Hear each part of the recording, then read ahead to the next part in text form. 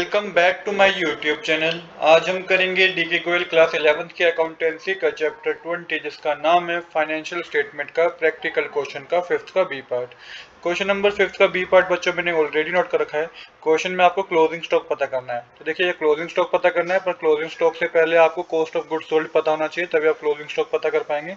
तो देखिए यहाँ पे कॉस्ट ऑफ गुड्स सोल्ड जो है यहाँ मेंशन कर रखा है, to find cost of goods sold when a gross loss is given you add the loss to the net cell.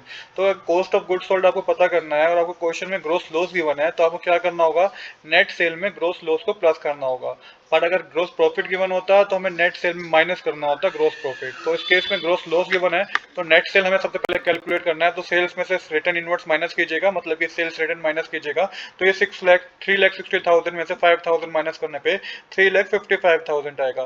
Gross loss question में 20,000 रुपीज गिवन है, तो कॉस्ट ऑफ गुड्स सोल्ड जो हमारे पास आएगा 3,55,000 प्लस 20,000 करके 3,75,000 कॉस्ट ऑफ गुड्स सोल्ड आएगा।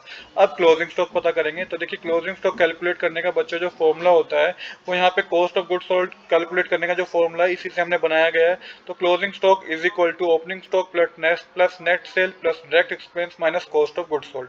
Opening stock question में 38,000 given है। नेट परचेस आपको कैलकुलेट करना है, परचेस में से रिटर्न आउटवर्ड्स माइनस कर दीजिएगा।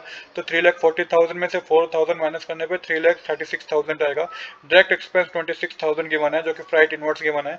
कॉस्ट ऑफ गुड्स सोल्ड अभी आपने कैलकुलेट किया 3,75,000 रुपीज का। अब इन सबको आपको इस फॉर्मूले में पुट करना है। ओपनिंग स्टॉक 38,000 है, नेट परचेस 3,36,000 है, डायरेक्ट एक्सपेंस 26,000 है और माइनस करना है कॉस्ट ऑफ गुड्स सोल्ड जो कि 3,75,000 है।